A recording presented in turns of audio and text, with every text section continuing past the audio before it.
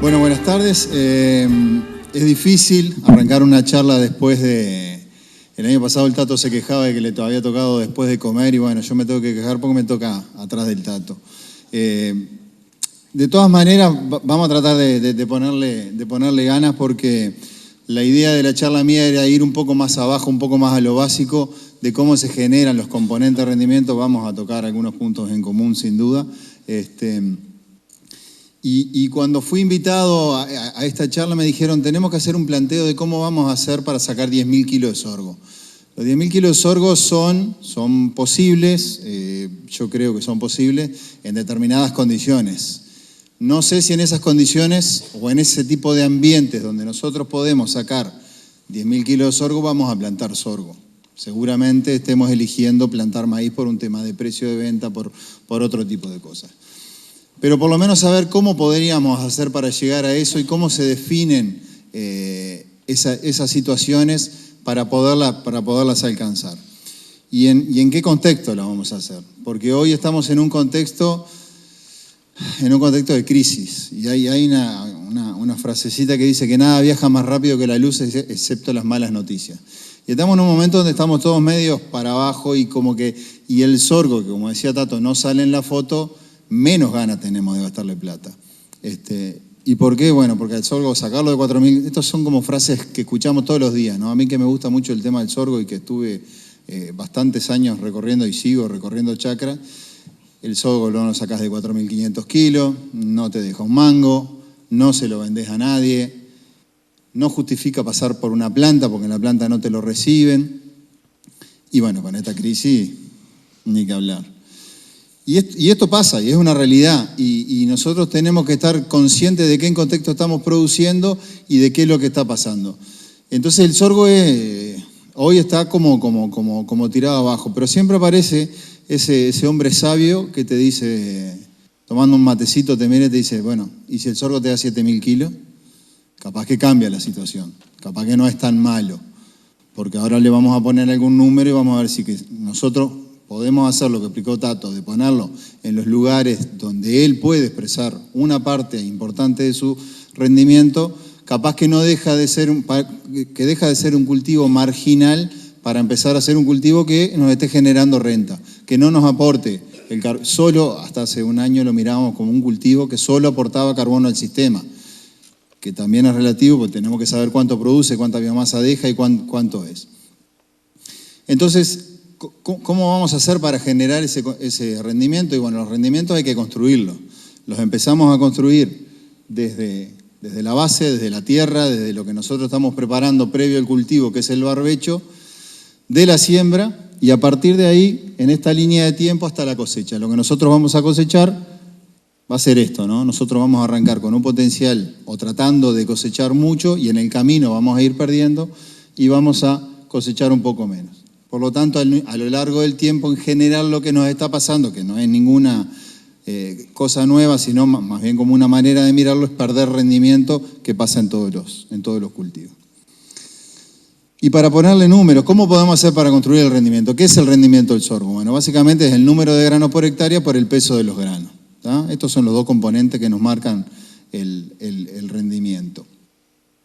Y para ponerle un numerito, yo no sé si se ve ahí, para sacar 10.000 kilos por hectárea, ¿qué es lo que tendríamos que estar sacando con un peso de 1.000 granos de 32 gramos? Bueno, es una regla de 3 bien fácil, ¿no? Si 1.000 granos pesan 32 gramos, 10.000 kilos, ¿cuántos granos son?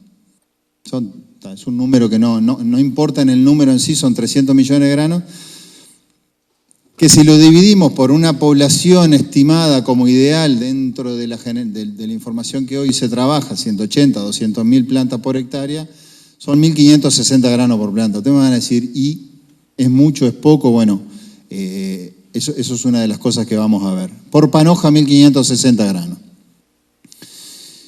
Si lo pasamos al precio con el peso de los 1.000 granos, tenemos 50 gramos por panoja. Si yo les digo, si se animan a cosechar 200.000 panojas de 50 gramos, y no deberíamos estar pensando que es una locura. No son ni panojas muy grandes, que la vamos a ver ahora cuánto es el peso de las panojas, y 200.000 plantas son 7 plantas por metro lineal sembradas a 35, que no es ninguna población fuera de nada, ni ninguna locura. El problema son los promedios, por supuesto. Cuando nosotros queremos llegar a los rendimientos de chacra, tener en todas las hectáreas 200.000 panojas de 50 gramos es bastante difícil. Pero era un poco para ponerle una idea gráfica de cuánto son los 10.000 kilos de grano. ¿Y cuánto es el peso de una panoja? Este es un trabajo de población de Stevens. Lo que dice acá básicamente es la respuesta del tamaño de la panoja al nitrógeno agregado, y ustedes ven que estamos entre 50 gramos, ¿tá?, a 65 o 70 gramos, ¿tá?, por panoja. O sea, 50 gramos por panoja no es ninguna locura, pensando en, acá están tomadas en cuenta, vamos a decir 50 gramos si tenés poca planta. Bueno, esto es un ensayo de población donde hay altas poblaciones y bajas poblaciones. Lo que decía Tato, lo de segundo de facultad, esto a mí me gusta repasarlo, porque en realidad muchas veces no tenemos o no nos sentamos de nuevo a pensar qué es lo que estamos haciendo con cada cultivo, con cada fecha de siembra, o con cada cosa que nosotros hacemos cuando pretendemos hacer un cultivo. Entonces, en el sorgo tenemos tres etapas de crecimiento bastante marcadas, que son desde la emergencia a 30 días, la etapa de crecimiento 1, de 30 a 60 días, que vendría a ser el periodo crítico del sorgo, que es donde nosotros necesitamos darle altas tasas de crecimiento, y por lo tanto, acá en B5 es donde nosotros estamos agregando ese nitrógeno para que esas tasas de crecimiento realmente sean transformables después en una determinada cantidad de número de granos, hasta floración. En floración es donde tenemos la concreción real de esos 1.500, 2.000, 3.000 granos, 500 granos por panoja. Y luego tenemos que llenar ese grano, que es la tercera etapa, que básicamente hasta madurez fisiológica o punto negro del sorgo. Esto es lo mismo, básicamente, con un dibujito. Acá estamos definiendo el número de plantas, que en Uruguay me parece que el número de plantas es un tema bastante difícil, y lo hemos discutido en más de una oportunidad con mucha gente que está vinculada al tema. Lograr el número de plantas en sorgo no es tan fácil como nosotros pensamos, o no es tan seguro en realidad. Entonces tendemos a usar bastante más plantas de la que estamos recomendando a partir de la información que hay donde los rendimientos son buenos. Después la segunda etapa, donde nosotros definimos los granos por metro cuadrado, que es lo que yo les decía, unos 20 días hasta 10 días, 20 días pre-antesis o prefloración, hasta 10 días post-floración. Ahí es donde nosotros definimos la mayor cantidad de acumulación de materia seca y el número potencial de granos. A partir de ahí, lo que nosotros estamos logrando es cuánto va a pesar ese grano, ¿no? Esquemáticamente es un poco para armar cómo se dan los componentes de rendimiento.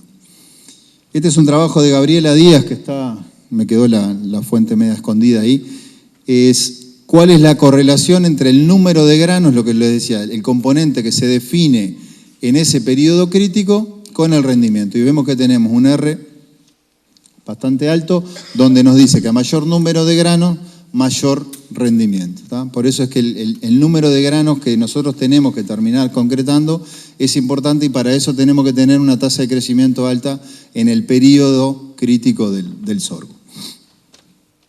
Y sobre esto hoy estábamos conversando con Diego y con alguno más en la mesa.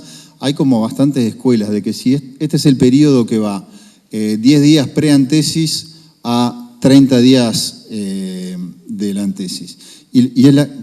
De 10 días de la antesis, que es donde definimos el número de granos, o sea, se concretaron el número de granos, es donde empieza a llenarse el grano y donde empieza a tener alta tasa de crecimiento, la tasa de llenado, hasta la madurez fisiológica, que es donde llegamos al peso final, o sea, el máximo de acumulación de materia seca. Hay autores que dicen que este tiempo es bastante fijo. Yo estoy convencido de que no. Hay otra escuela que dice que esto es bastante variable. Creo que lo hemos visto todos a campo, con las temperaturas, con la cantidad de horas de sol, que también nos está afectando el campo. Una de las cosas que vemos a veces cuando los años son lluviosos en el fin de ciclo, es el sorgo no le gusta el agua. No, el sorgo le gusta el agua, la necesita, pero también necesita una determinada cantidad de horas de luz para poder llenar ese grano y tener el otro componente de rendimiento, que es peso de 1.000 granos de la manera que nosotros la necesitamos. Y esta es otra gráfica donde habla del peso de los 1000 granos correlacionado con el rendimiento. Es el mismo trabajo de Gabriela Díaz, donde ella por eso afirmaba que el componente de rendimiento más importante y que más se relaciona con el rendimiento por hectárea es el número de granos logrados. Y por eso nosotros tenemos que trabajar en ese periodo crítico y prefloración para poder lograr ese número de granos. El peso de los 1000 granos lo vamos a terminar definiendo un poquito más adelante, pero vendría a ser un poco menos o quedamos más independientes en cuanto a concretar el rendimiento, si bien nosotros lo precisamos, porque cuando hablamos de alto rendimiento necesitamos que todos los componentes del rendimiento estén expresados. Y este es un trabajo de Brenda Grambing, que es de Argentina, que me pareció muy, muy interesante. Básicamente acá lo que vamos a hablar es de simplificar con el número de granos en la panoja, pero ellos están midiendo el flujo de fotosintato a cada una de las flores dentro de la panoja para poder ver cómo es el proceso de aborto o no de los granos. ¿Por qué tenemos en algunas panojas 3000 granos y en otras panojas tenemos 700 o 300 granos? Ustedes tocan la panoja a campo, lo habrán visto, todos han pasado por la chacra de sorgo, y esa panoja que la tocás y está dura, está firme, está llena. Capaz que de lejos es la misma panoja que uno la mira, pero que cuando la va a tocar está flaca, ¿no? En realidad es un poco eso. Es un trabajo que está bien interesante. Y lo que quería marcar acá es un par de híbridos con 2 densidades de siembra. Produjeron 3.100 gramos por panoja, 3.800 gramos por panoja, con un peso de 1000 granos de 21 y 29 gramos, ¿tá? Y con pesos de panoja de 66 y 113 granos. Esto se correspondió a 13 y 11.000 kilos por hectárea, ¿tá? Básicamente, de nuevo, cómo construimos ese tipo de rendimientos y cómo podemos hacer. Ellos están estudiando cómo particiona después que pasa reproductivo el componente de biomasa, incluso en periodos críticos, cómo se afina el diámetro del tallo para traslocar a grano. Pero bueno, era un poco para tener una idea cuando hablamos del peso de las panojas y de los granos, porque en realidad creo que no muchos de nosotros sabemos cuántos granos tiene una panoja en general o cómo hacemos esa cuenta. Es como un tema que en el sorgo, nuevamente, todos sabemos que el maíz tiene 16, 18 carreras, puede tener 30 granos de largo, pero en un sorgo los granos por panoja no es un número que estamos manejando. Y otro de los temas que yo les quería comentar es cuando hablamos de implantación. El sorgo es un cultivo, para mí, el cultivo lejos más difícil de implantar. Hace bastante tiempo que siembro sorgo y para mí uno de los grandes problemas que tenemos es poner una semillita, como yo les mostré en la primera transparencia, que mide nada. En noviembre, cuando las temperaturas aumentan muchísimo, en condiciones entre humedad y seca. Ahí donde nosotros tenemos, y si hablamos de segunda, que hoy es uno de los porcentajes altos de las chacras de producción para grano, son peores condiciones todavía para poder lograr el stand de plantas que nosotros queremos. Entonces yo les digo, 150.000 plantas, y es difícil que ustedes se animen a sembrar 6 kilos por hectárea, porque nosotros sembramos 10 kilos, que son 320.000 semillas por hectárea. Y tenemos coeficientes de implantación que varían entre 40 y 80, 85%. Esto es lo difícil a la hora de nosotros poder concretar esa población que nosotros queremos, que nos va a incidir mucho en el rendimiento. La cantidad de plantas que nosotros logramos por hectárea es importante, porque en un año con déficit hídrico, en las situaciones donde nosotros trabajamos el sorgo, si nos pasamos de planta, seguramente los rendimientos se nos caen bastante. Entonces hay que tomar en cuenta bastantes cosas a la hora de la siembra, y una de las cosas que a mí me gusta decir es que los técnicos, los que estamos en el campo, tenemos que definir la densidad del sorgo, la densidad de siembra del sorgo, el día de la siembra. Tenemos que estar ahí y ver cómo está quedando la semilla, y tenemos que ver cuánta semilla por metro vamos a poner para lograr esas plantas que nosotros queremos. Si nosotros no estamos ahí, mandamos al contratista, volvemos de nuevo a quedarnos con las plantas que nazcan. Como decía Tato, manejate el sorgo, lo largamos a sembrar y a partir de ahí que él se maneje solo. En definitiva, nosotros tenemos que ponerle un poco de cabeza, o por lo menos ese es mi mensaje hoy, al cultivo de sorgo en todas sus etapas de crecimiento. porque siempre pasa que el cultivo del sorgo es como el que tiramos para atrás, pero si nosotros realmente le ponemos un poquito de cabeza y un poquito de trabajo, me parece que estamos mejorando bastante. Y una de las cosas es la profundidad de siembra. Este trabajo muestra las plantas logradas en función de la profundidad. Acá seguramente están entrando una cantidad más de variables, pero nosotros siempre tenemos miedo. Plantamos el sorgo a 2 centímetros. El que me diga que planta el sorgo a 2 centímetros, no le creo. Y no le creo porque no podemos plantar un sorgo a 2 centímetros. Salvo que estemos en condiciones súper ideales, que haya llovido, sabemos que van a caer 10 milímetros. Si no, no cerrás el surco o no lográs contacto de la semilla con el suelo. Entonces, de repente capaz que pensar más en 3,5, no en 5, como dice acá. Pero pensar un poquito más abajo, irnos un poquito más abajo, de nuevo, teniendo cuidado con las temperaturas, teniendo cuidado con estar el día de la siembra. Yo puedo entender que parezca pesado el decir esto, pero en realidad cuando vendía semillas, que estuve 15 años en la empresa que organizó Como me presentó Morí, fui muchas veces a ver chacras que no habían nacido. Y siempre es culpa de la semilla, siempre es culpa del híbrido y siempre es culpa de que el vigor no está bien. Y encontramos, tendría una colección de 200 fotos para mostrarles de las cosas que se hacen a campo, que muchas veces o por no saber o por directamente no ponerle un poquito de corazón. Entonces, la profundidad de siembra es una de las cosas que tenemos que manejar, pero tenemos que tener una máquina que la maneje. Porque si nosotros decimos que vamos a sembrar con una doble disco que no tiene rueda limitadora y vamos a sembrar el sorgo a 3 centímetros, de nuevo no les puedo creer. Entonces vamos a terminar sembrando 300.000 semillas para evitar problemas, porque alguna quedó afuera, alguna quedó abajo, y si nos llega a llover bien, arrancamos con 300.000 plantas, y ahí no van a querer ustedes meterles el nitrógeno que le tenemos que poner para que esa chacra por lo menos de 5.500 kilos. Y el otro tema es andar con un termómetro de suelo. Las temperaturas de suelo óptimas del sorgo ya sabemos que son 18 grados. Sabemos que germina con 14, 15. Hoy estamos sembrando acá en el sur maíz con 10 grados de temperatura en el suelo.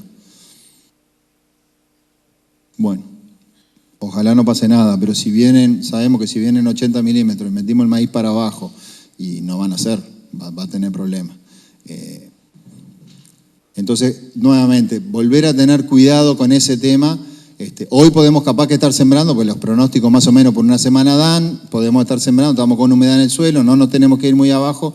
Bueno, lo mismo que está pasando hoy lo podemos hacer dentro de un mes con sorgo sin tener grandes problemas en la implantación, pero siempre y cuando le estemos poniendo lo que nosotros queremos. La fecha de siembra no la vamos a manejar más que nada conceptualmente, tratar de poner el periodo crítico en los lugares donde están. La información que presentó Tato hoy a mí me sorprende un poco. Vamos a verla, me parece que está buena. Yo soy, hasta el día de hoy sigo siendo más inclinado a sembrar el sorgo antes de que las máquinas se vayan a la soja que después.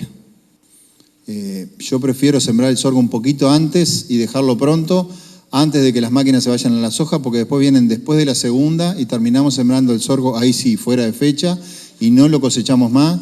Y si nosotros tenemos que pasar por una planta de silo con un sorgo a 22% de humedad, ahí sí que los números nos empiezan a dejar de servir. Entonces yo prefiero sembrar un poco antes, darle las condiciones que tiene que tener ese sorgo para poder cosechar en un momento donde la evaporación es buena y podemos estar sacando sorgos más secos que nos permitan después manejar un poco más lo que vamos a hablar ahora también, que es un poco de ponerle un poco de cabeza a la comercialización del sorgo.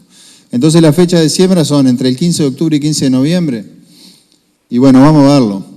Nosotros como productores en general estamos bombardeados por una cantidad de información de Argentina. Muchas de las semillas que vienen al Uruguay vienen con información generada en Argentina. Y esto es temperatura de suelo a 5 centímetros de profundidad, medida a las 9 de la mañana, o sea, bien medida, pero en el INTA de Entre Ríos. Tiene una curva de ascenso. Esto es un promedio de 30 años, es una serie interesante de datos. Y yo lo que hice fue agarrar los datos de los últimos 5 años de estanzuela y superponerlos en la gráfica. Y vamos a ver que la gráfica no es exactamente igual. Entonces, digo, tomemos en cuenta que lo que tenemos que hacer es sacar los datos de Argentina, quedarnos con los datos nuestros y volver a medir las temperaturas del suelo. Lo que nosotros nos da, que en esta serie de años, nosotros entre el 7 de octubre y el 10 de noviembre llegamos bien a las temperaturas mínimas del suelo, que son los 18 grados, ¿tá? Medidos 3 días. Entonces, cuando nosotros tenemos esta ventana de siembra, y no quedarnos con que no, el sorgo antes del 5 de noviembre no lo podemos plantar porque no nace. Bueno, vamos a medir el suelo y vamos a tomar en cuenta esas cosas para ver si realmente podemos hacer que nazcan. En este año, el 7 de octubre ya estábamos casi en 20 grados y en este año, recién después del 10 de noviembre, teníamos la temperatura adecuada para sembrar. Tenemos un mes de diferencia, medido en el mismo largo, en 5 años. Entonces tenemos una ventana de siembra que si nosotros queremos meter el ciclo donde va, y el ciclo corto, o el ciclo largo, o el ciclo intermedio, y ver los periodos de siembra, tenemos un mes de variación acá para poder ver qué es lo que vamos a hacer, ¿tá? Entonces, nada, tener esta información nos permite a nosotros poder elegir el híbrido que nosotros queremos poner en el momento donde nosotros queremos poner para maximizar, capaz que no rendimiento, pero sí maximizar las herramientas que nosotros tenemos para producir grano en esa chacra, ¿tá? Esto fue el año pasado, es una siembra de una chacra mía en particular, 20 de octubre, y las diferencias entre siembra convencional y directa no las voy a descubrir yo. Esto era una chacra, un pedazo de la chacra que estaba movido, era una siembra que se hizo el 20 de octubre. Esto era 30 grados afuera, 26 grados de temperatura a nivel de cama de siembra, y la misma chacra al costado en siembra directa, 20 grados, ¿tá? 6 grados de diferencia, que en estas cosas es bastante, porque si a vos te agarra una lluvia con una chacra que tiene 26 grados, no es lo mismo que si te agarra una lluvia con una chacra de 20. Esto es el mismo día. De estas dos chacras, la que se implantó mejor fue la directa, ¿tá? No llovió durante unos días, esta siembra estaba un poco fofa, la humedad estaba un poquito abajo, no llegamos a la humedad que había. El que venía sembrando, me pasó a mí, que vengo y les digo que tienen que estar en la chacra. Bueno, pasó de una chacra a la otra, no se reguló la sembradora, tuvimos una implantación en esta chacra del 80% y en esta no llegamos al 50%. Este es un efecto de población que no lo vamos a ver. Lo que les quería presentar, bueno, cuando estábamos en IPB hicimos un trabajo de rendimiento de sorgo de alto rendimiento, donde decíamos hace más de 4 años a ver si realmente se podían producir 10 toneladas de sorgo en Uruguay. Y bueno, se hizo un trabajito semi-experimental, no con mucho rigor científico, con algunas repeticiones, pero con parcelas grandes. Y las hipótesis que nosotros planteamos, bueno, fueron, ¿se pueden tener 10.000 kilos de grano seco en Uruguay? ¿Podemos pasar esa barrera? ¿Cuál es el ciclo más adecuado para él? Con riego, era un campo experimental, con riego. ¿Esto es seguro? Si le metemos riego y levantamos limitantes, ¿seguro sacamos 10.000 kilos? Bueno, esas eran las hipótesis. Y también empezamos a manejar algo de densidad de siembra con los sorgos. Las restricciones que se levantaron, bueno, la densidad se definió por raleo manual, se fertilizó de base con potasio, o sea, se levantó bastante el potasio de esta chacra que estaba bien abajo. Se hicieron 2 aplicaciones de nitrógeno, no por análisis, sino por exceso, 2 de 120. Se hizo una aplicación de fungicida y se monitorearon los insectos como deberíamos hacerlo. Se hicieron 2 ciclos, Flash 1 y 70-32, uno de ciclo corto o intermedio corto y 70-32, un híbrido de ciclo más largo en alta y baja población. Estas panojas, para que tengan una idea, pesan 60 gramos, 50 gramos, digo, no es nada del otro mundo, pesan un poquito más. Ahora lo vamos a ver. El ensayo en definitiva lo que se marcó, bueno, fue ciclo corto, ciclo medio. Las altas densidades de ciclo corto fueron 220.000 plantas. Me distrajo una lucecita que me prendieron acá que quiere decir que ya tengo que ir terminando. Que es medio incómodo, ¿viste? Que no me había pasado. Siempre hablo muy rápido. No le doy bola. Cuando cambia a rojo veo que hago. El ciclo medio 180.000 plantas y bueno, en el ciclo corto la densidad alta eran 300.000 y en el ciclo medio 250.000 plantas por hectárea. Estos son plantas lineales, esto es a 70. ¿Cuáles fueron las mediciones que hicimos? Bueno, peso total, número de plantas, número de panojas, cuál fue la exerción, que acá vimos algún datito que estaba interesante, que en alta densidad para los 2 ciclos la exerción mejoró un poquito, los kiloparcelas, la humedad y bueno, el rendimiento por hectárea. En definitiva, lo que vimos con esto es que sí, se pueden lograr. Fue un año que nos llovió casi todo febrero, entonces hubo muchos días nublados y ahí creo que fue una de las conclusiones que llegamos, que no llegamos a los 10.000 kilos justamente porque no tuvimos condiciones de horas de sol. El resumen de ese ensayo, bueno, que en baja densidad, en los 2 ciclos tuvimos respuesta a menor densidad. O sea, le levantamos el potasio, le metimos todo el nitrógeno, lo regamos y tuvimos mejor rendimiento en bajas densidades. Si esto lo llevamos a campo y le sacamos el riego y le sacamos el nitrógeno, calculen lo que pasa con el rendimiento individual de esas plantas. ¿Tá? Hay que bajar la densidad. No hay otra alternativa. Con respecto a esto, lo que no quiere decir que tengamos que bajar las semillas por metro, porque tenemos que vender 1 kilo de semillas también. No, pero en definitiva, tenemos que tener cuidado. No siempre bajando la cantidad de semillas nosotros logramos la cantidad de plantas que nosotros queremos lograr. Por eso es lo que yo les digo, hay que poner cabeza al día de la siembra para decir, bueno, mi población objetivo es esta, esto es lo que voy a sembrar, este es el coeficiente de implantación que yo estimo que voy a tener y estas son las semillas que vamos a lograr. Las conclusiones, bueno, que se pueden sacar 10.000 kilos de grano en Uruguay. El ciclo largo en general tendió a rendir un poco más, no es nada nuevo. Las poblaciones analizadas no logramos algunos cambios en rendimiento. En secano, o sea, con riego, el aumentar las densidades, estábamos muy arriba. En secano seguramente lo que yo les decía, en secano vayamos a tener mayor competencia entre plantas. El ensayo llenó casi siempre sin heliofanía, por lo tanto teníamos pocas horas de sol. Nos permitió también que el ciclo un poquito más largo llenara con 8 o 10 días de sol, entonces esto nos permitió. En resumen, bajar las densidades de siembra, pero teniendo cuidado nuevamente con los porcentajes de implantación que vamos a manejar. Nada, de nutrientes esto nomás.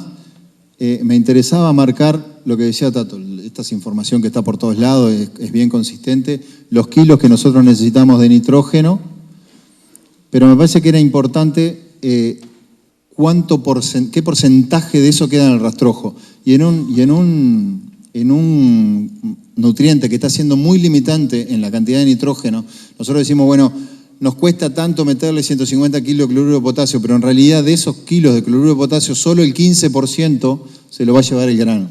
Entonces lo podemos tomar como una caja de ahorro de aumentar los niveles de potasio en el suelo para mejorar los niveles de todos los nutrientes. En definitiva, lo que yo venía pensando es que tenemos que cambiar la forma o tratar de cambiar. No podemos seguir haciendo lo mismo. Tenemos que tratar de cambiar un poco la forma de producir el sorgo y yo les diría que también la forma de comercializar sorgo. Yo hace casi 20 años que planto sorgo, nunca planté una chacra de sorgo que no la tuviera vendida de antes. Capaz que por jodido, pero bueno, capaz que también en mi situación particular, acá en el sur, está más cerca de los tamberos, pero bueno, ponerle un poco de cabeza también a la comercialización nos va a ayudar a que los números nos den mejor. Los números no los vamos a repasar, son bastante parecidos a los que mostró Roberto hoy, arriba de los 6.000 kilos, en un sorgo con todo, ¿no? En un sorgo donde le estamos poniendo 150 kilos de urea, donde le estamos gastando realmente lo que lleva, estamos gastando, acá están todos los costos, incluso renta, costo de capital, fletes y planta, o sea, algo de secado, estamos en $840 por hectárea, con 3 precios, 130, 150 y $170. Los $170 hoy no están, hace un mes estaban, de grano seco acondicionado en planta. Y este es el análisis de sensibilidad a partir del cual nosotros dejamos de perder plata para empezar a ganar. Si nosotros tomamos en cuenta de que 6.000 kilos no debería ser un rendimiento, en sorgo de primera estamos hablando, no debería ser un rendimiento difícil de alcanzar, no tendríamos tampoco un cultivo que nos esté dando plata pérdida. Entonces digo, capaz que cambia un poquito lo mismo que nos decía el paisano hoy, que es como una frase hecha, y a no ser que te dé 7.000 kilos, ahí cambia la cosa. Y bueno, tener en cuenta que si hacemos las cosas para que esos 7.000 kilos surjan. Esto es lo mismo para segunda, en realidad bajamos relativamente poco los costos. Los kilos de equilibrio estarían en 5.000 kilos para cualquier precio. Y bueno, eso era un poco lo que yo tenía para transmitirle. Las consideraciones finales de que el número de granos, lo que hablamos, el componente de rendimiento más alto, los rendimientos más largos se logran con ciclos largos, ya los vimos. Tenemos que adecuar el híbrido a la situación. No siempre tenemos que ir en busca del máximo del potencial, sino adecuar el híbrido a todo nuestro sistema. ¿Tá? Pero eso lo tendríamos que afirmar un poco más. Los altos rendimientos se logran entre 16 y 18 plantas por metro. Yo tenía unos trabajos de densidad que los saqué por un tema de tiempo y algo de taninos también. Es necesario el aporte de nitrógeno cada vez más potasio para lograr alto rendimiento. Lo acaba de decir Tato. Esto es sumamente, está en toda la información que ustedes miren por todos lados. Son dos variables que las tenemos que manejar. Y en realidad el sorgo, el único análisis que le hacemos es el de fósforo. Y yo me parece que hacer 2 análisis de nitrato en el ciclo del sorgo no es ninguna locura. Cuesta $40 un análisis. Entonces, capaz que es una de las cosas que tenemos que tener en cuenta. Y bueno, si bien existen híbridos que se destacan por el desempeño productivo, en función de las localidades y la variación interanual, el manejo que nosotros le estamos aplicando es lo que nos va a estar definiendo o no el éxito de este cultivo. ¿Tá? Y bueno, un poco para cerrar, una de las frases, empecé con una frase que era medio para abajo y me parece que otra frase que estaba buena, la de Darwin, que dice que la especie que más sobrevive no es la que es más inteligente ni más fuerte, sino la que se adapta a los cambios. Bueno, esto era un poco el sistema de que nosotros pretendíamos de tómenlo o déjenlo, pero en realidad era un poco la idea de cambiar la forma de producir el sorgo. Muchas gracias por ahora. Muchas gracias, Ignacio. Invitamos a Diego y a Tato a integrar la mesa para las preguntas. Han llegado varias. Por un tema de tiempo vamos a seleccionar un par por disertante y bueno, inclusive como era de esperar, hay algunas preguntas de carácter abierta. Directamente el que quiera agarrar el micrófono, y me animo a decir que Tato seguramente, el que quiera contestarla, adelante. La primera es para Diego Drueto. ¿La tecnología en sorgo es que se está desarrollando o es que es costosa al productor? ¿Sorgos SIMI, sorgos RR?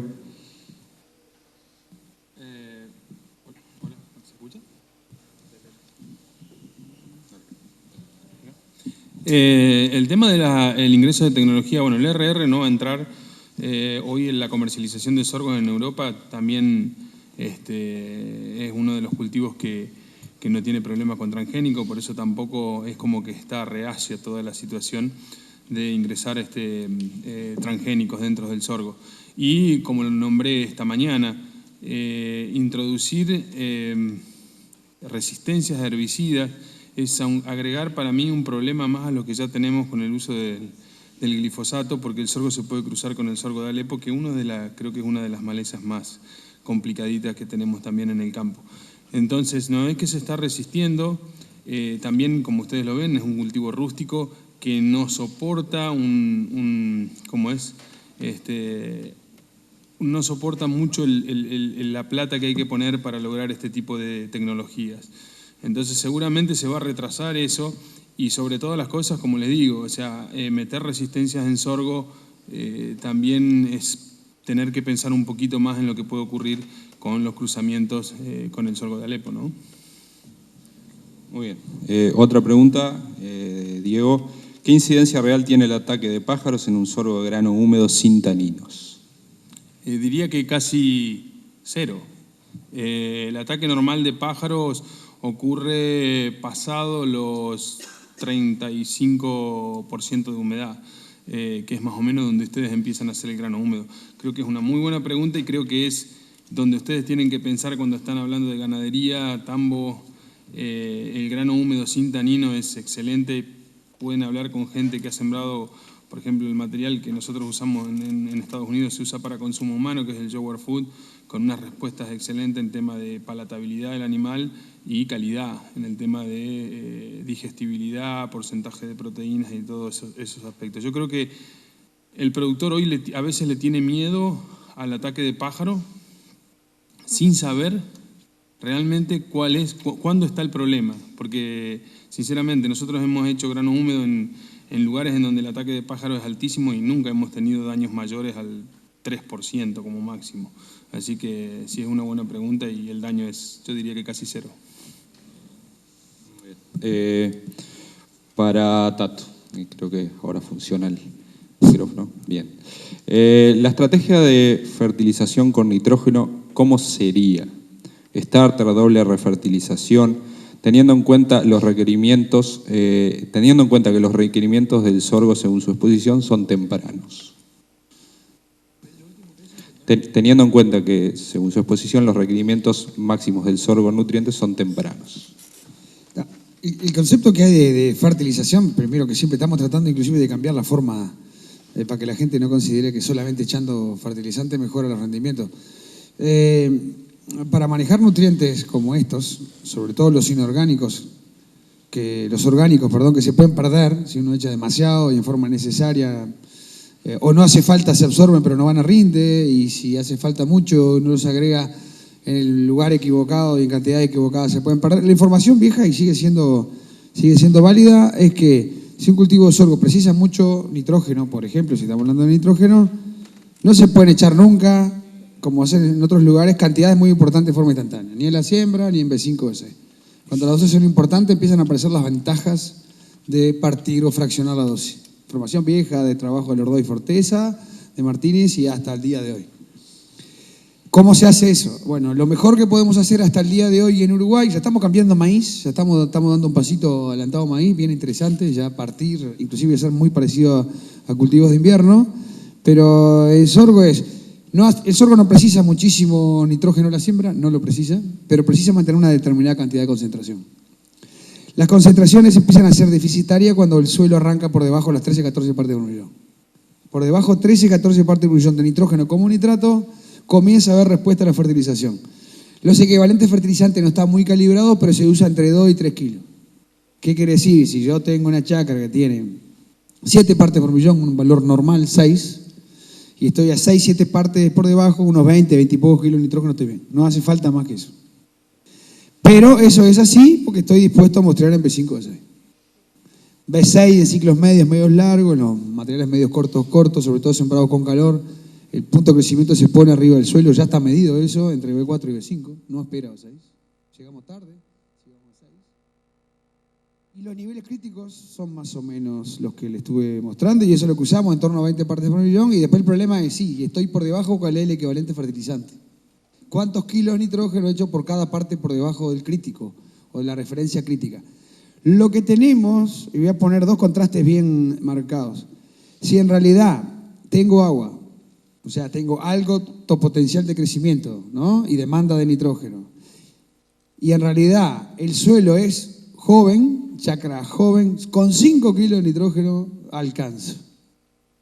Si tengo una chacra vieja que tiene bajo aporte, baja capacidad de aporte, y tengo agua, me voy a los 7 kilos de nitrógeno. Ahí aparecen los 90, 100 kilos de nitrógeno, de esa manera. Y después pónganle todos los cambios y la música que quieran cuando en realidad dejo de tener agua. Porque en realidad comienzan las interacciones, que preciso menos nitrógeno y si echo demasiado tengo a veces respuesta negativa, sobre todo cuando es temprano. Y ahí tenemos una idea, pero no tenemos mucha cosa calibrada. Lo que sí está empezando a pasar, que cuando las chacras son viejas y hay agua, el sorgo cada día se parece más al maíz, en cuanto a necesidad de nitrógeno. Bien. Y otra pregunta, Tato. ¿Hay diferencia entre usar nitrógeno líquido versus urea azufrada? Son dos fórmulas completamente distintas, no por lo obvio que una es sólida y otra es líquida. Tendríamos que hablar de una fuente amoniacal con azufre, por ejemplo, urea azufrada, y una fuente que se reconsidera que no es amoniacal, que es básicamente nítrico amídico, que tiene 25% como nitrato y 50% con formas amídicas, que depende mucho si tiene azufre, entonces será un fertilizante nitrógeno azufrado. Vamos a poner dos de las fórmulas más conocidas que tenemos acá, el Fertec y el Solmix, son líquidos con azufre, por lo tanto equivalente a la urea azufrada. Son distintas, primero porque la relación nitrógeno-azufre en las fuentes son bien diferentes. Uno tiene 28, 27, 28, según lo que elijan, y 4 o 5 de azufre, las relaciones son distintas. La urea azufrada tiene una relación que no es de las mejores, tiene una buena cantidad de nitrógeno, pero está corto. Debería ser deseado para la condición que tenemos ahora, relaciones del fertilizante en torno a 5 o 6. Con lo que estamos viendo a nivel de gramínea, cada vez que estamos evaluando fuentes, inclusive hay 2 trabajos que se están haciendo ahora importantes para fuentes, pero a nivel de producción las relaciones 5 a 6 a 1 son las mejores. Y bueno, podríamos seguir, pero no quiero hacerlo largo. Bien. Ignacio, después tengo un par de preguntas abiertas. Ignacio, ¿cuál sería la recomendación para sorgos de alto rendimiento en cuanto a distancia entre hileras? Bueno, qué suerte que hubo alguna pregunta para mí, así por lo menos salgo en la foto. Hay bastante información en cuanto a eso. Yo creo que lo ideal, por lo menos por lo que hemos visto, son 52 centímetros, pero varía bastante en cuanto a los ciclos y las fechas de siembra también. También es realidad que nosotros terminamos sembrando con la máquina que hay. Yo preferiría sembrar a 35 con una máquina neumática que a 52 con una máquina de placa. Creo que pasa más por una tecnología de siembra que por la distancia entre hileras. Yo descartaría, sí, 70 centímetros porque el tipo de híbrido que nosotros tenemos y la ayuda que nos da el cultivo a la hora de control de malezas es bastante importante. Entonces yo me inclinaría no tanto por seleccionar la distancia entre hileras, sino por una mejor máquina que nos pueda dar un mejor contacto semilla-suelo y sobre todo distribución. Bien. Aquí comienza una que creo que cualquiera de los 3 está capacitado para responderla. ¿Son los ciclos intermedios los más adaptados a Uruguay, donde la fecha de siembra promedio es del 15-20 de noviembre? Sí. No, uno podría responder sí o no, ¿verdad? Y se terminó. Pero, ¿qué pasa? Yo no puedo hablar de dónde está el potencial en cuanto a los ciclos. Para eso está bien. No voy a meterme en ese tema. Si nosotros miramos la pregunta es en el Uruguay de hoy, ¿no? De lo que no tenemos. Hoy en el Uruguay de hoy tenemos el sorgo uruguayo es básicamente de segunda. La opción de siembra en octubre no existe. Existe en los esquemas que no son netamente agrícolas, por ejemplo en los tambos o esquemas ganaderos que están pensando en reservas de ese tipo. Los cuidados ahí ya sabemos que por más que Ignacio mostró información de los mínimos de temperatura, que puedo llegar a 16, 18 grados, que los logro en determinados lugares desde el 7 al 10, pero es en el 20% de los años, en el 80% de los años no está la temperatura. Esa temperatura, entonces los valores seguros están más tirando sobre el 15, el 20 de octubre para adelante, y dependiendo de qué lugar esté, ¿no? Cuanto más continental, eso va a ser más difícil de lograr. Pero si nos posicionamos que a partir de finales de octubre empecemos a estar en una zona de mucha seguridad, los ciclos, y con la información que tenemos ahora de evaluación, y lo que no tenemos, no lo tenemos, me acostumbré mucho de grande a dejar de usar el sentido común y basarme mucho en la información, porque me llevé unos palazos enormes por usar el sentido común. Los ciclos medios, los medios típicos que tenemos acá, funcionan muy bien ahí, muy bien.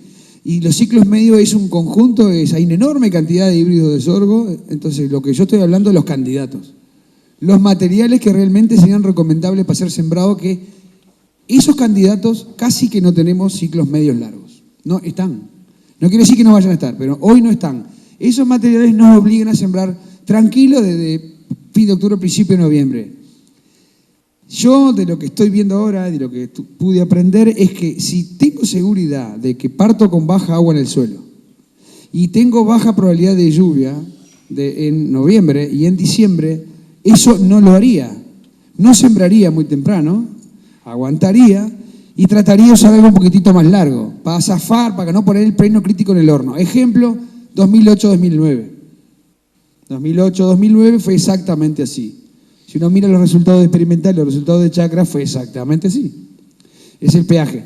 Si sacamos esos años, bueno, de las situaciones extremas del 2009, que los sorgos tuvieron un problema enorme de exceso hídrico asociado con falta de luz, los sorgos de segunda se van a posicionar gran parte en noviembre y en diciembre. En noviembre los que puedan y los que le den prioridad, y la mayoría se va a ir a diciembre, y le estamos poniendo un número de que no vayan mucho más allá del 10. Y en ese ambiente que hoy domina, los medios cortos tienen ventaja comparativa. Esta empresa en particular tiene sorgos que están dentro, que ha estado y están dentro del grupo ese de élite, que funciona muy bien ahí, y pierde pie cuando se lo siembra muy tarde. Entonces los medios típicos en realidad son una opción de potencial, nadie lo va a discutir, pero en realidad hoy tenemos un ambiente que es más para los ciclos medios. El Uruguay lo que tiene, y hay una diferencia muy grande entre, por ejemplo, San José, Colonia con Paysandú y Salto, que es la continentalidad. A nosotros se nos baja muy rápido la temperatura cuanto más lejos estamos en línea recta con el océano Atlántico. Se cae muy rápido la temperatura. Entonces, es muy común ver llenados de grano de 60 días y pesos de grano espantosos porque hay mucho frío. Y ahí y entonces la afirmación del ciclo medio depende de dónde estoy y cuál sea el ambiente. Bien. Aquí hay una pregunta que dice, ¿es correcto ver una evaluación INIA o INTA donde ponen en las mismas dos fechas de siembra sorgo con mucho diferencial de días a floración? Me parece que es para Diego. Sí, bueno, ese es un poco el estudio que estamos haciendo nosotros en Argentina. O sea, yo creo que hoy, como les dije, yo no quiero generalizar, pero he visto situaciones en donde se mezclan ciclos demasiados diferentes y se terminan cosechando todo en el mismo momento y entramos en desventaja de una herramienta importante que lo comenté hoy, que es acortar los ciclos de los sorgos. Hoy, para mí como investigador, la clave para lograr mejores resultados en sorgos es acortar ciclo manteniendo rendimiento. Ese es el punto crítico para nosotros. Si nosotros podemos mantener un rinde en un ciclo más corto, lo que estoy haciendo es utilizando menos agua en el ciclo del cultivo y lograr ese rendimiento. Y eso creo que va a ser la clave. Lo que comentaban hoy de cuando se retrasa a cortar el ciclo es importante porque yo no quiero poner el llenado de grano en un periodo frío y es lo que está pasando acá. Ustedes están teniendo una situación en donde se van a siembras de segunda porque no tenés lluvias en primera y si vos utilizás ciclos largos lo que estás haciendo es creando otro problema más. Entonces creo que el punto crítico de cuando se hacen los ensayos, lo que veo yo por lo menos en Argentina, cuando se hacen los ensayos y empiezan a mezclar todos los ciclos, creo que se les deja de mostrar al productor una gran herramienta que son los ciclos cortos. ¿Por qué? Porque el productor cuando lee la información lo primero que hace, ¿cuál es el que más rinde? No dice, ¿cuál es el que me da mejor opción? Y creo que ese es el punto. Mezclar los ciclos es no presentarle al productor las herramientas de la variabilidad que tiene cada uno de los ciclos. No sé si eso contesta la pregunta. Sí, está bien. Es algo que todos los años es complicado y lo charlamos. Bueno, última pregunta. Llegó una para vos, Ignacio, de Wander, pero no la vamos a divulgar. Teniendo en cuenta esta pregunta, teniendo en cuenta que casi ningún cultivo da renta, ¿es el momento de ponerse al día y rotar con sorgo y estar listos para cuando la soja vuelva a valer?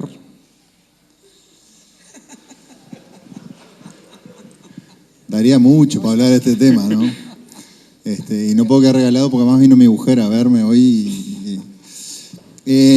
A ver, los sistemas de producción, yo creo que estamos en una coyuntura, pero no sé, esto daría para discutirlo muchísimo. Estamos en una coyuntura donde todo parece bastante negro. Cuando hablas con, no sé, ahora vamos a escuchar a Eduardo, que capaz que nos pinta un panorama más negro, un poco más alentador. Estructuralmente el negocio aparentemente, por lo que dicen los que saben, no debería venirse tan al piso. Coyunturalmente hoy vamos a pasar un año complicado. Yo volvería a repetir, si voy a plantar sorgo de primera, trataría de sacar 7.000 kilos para que ese cultivo no me haga perder plata. Porque nosotros arrancamos entregados con el sorgo y capaz que no es la Capaz que no tenemos una chacra nueva o capaz que hoy en situaciones más al norte como tiene Tato o más agrícolas, vamos a decir, yo creo que en el resto de la zona del país sí tenemos capacidad de rotar y no creo que sea un cultivo que nos vaya a dar pérdidas de plata. En los sistemas agrícolas es otra situación. Si plantar soja o plantar sorgo para que la soja del año que viene, y bueno, la única manera de que ese sorgo realmente nos aporte más kilos de que en la soja del año que viene es sacándole kilos. Porque si ese sorgo no produce, no solo nos hace perder plata ahora, sino que nos hace perder plata en la soja del año que viene porque no nos está aportando mayor cantidad de kilos. No sé si estoy siguiendo el mismo razonamiento que ustedes, pero digo, en definitiva, la respuesta es yo plantaría el cultivo más rentable que pueda dentro de la rotación que tenga y el sorgo, si sacamos más de 7.000 kilos, no nos hace perder plata. Entonces capaz que es una de las alternativas. Yo hace tiempo tengo ganas de decir algo en relación a lo que preguntaron. Porque a veces, la pregunta a veces induce a una respuesta que es una falacia, que es así. Cuando nosotros teníamos un negocio de soja, con la soja $500, ¿sí? Con los costos bastante más abajo de lo que tenemos ahora, con el ambiente capaz que un poco mejor de lo que está ahora, en realidad nos dedicamos a disfrutar de la super plusvalía que nos generaba ese negocio. Y no hicimos nada para que el negocio durara. Yo dije una frase hace poco, hay como dos grandes grupos de gente que trabajan y funcionan mientras dura y no trabajan para que dure.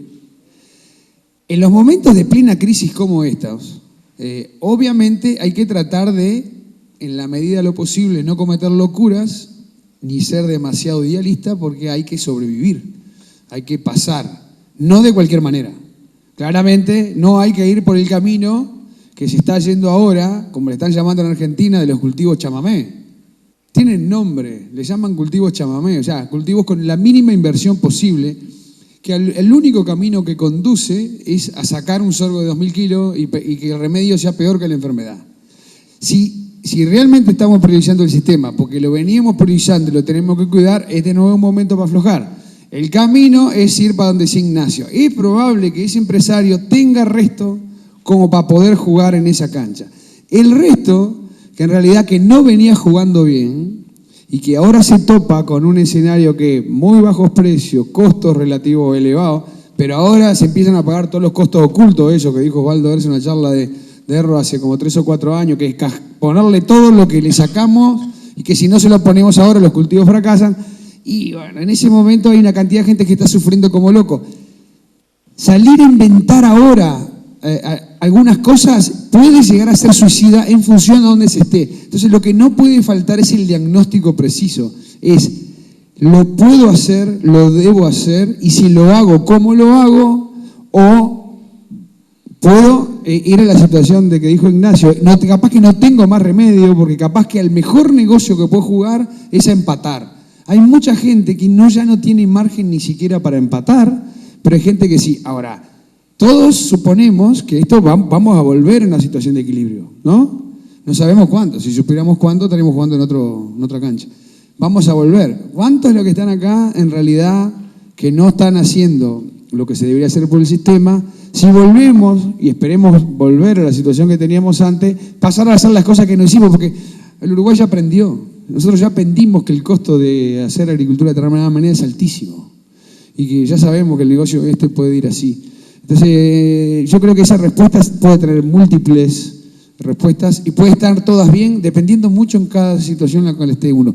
Lo que sí se puede afirmar es que no hay chance para ir por el camino que uno está escuchando mucho por ahí, que es exprimir al mínimo los costos y los insumos para explotar la zona de la máxima rentabilidad marginal, porque eso termina en lo que todo el mundo sabe. Muy bien, muchas gracias. Agradecemos a los 3 integrantes del panel recién. Fuerte aplauso. Y volvemos sí o sí en 15 minutos. Así terminamos en hora y vamos a ponerle números al sorbo y vamos a ver las perspectivas de mercado.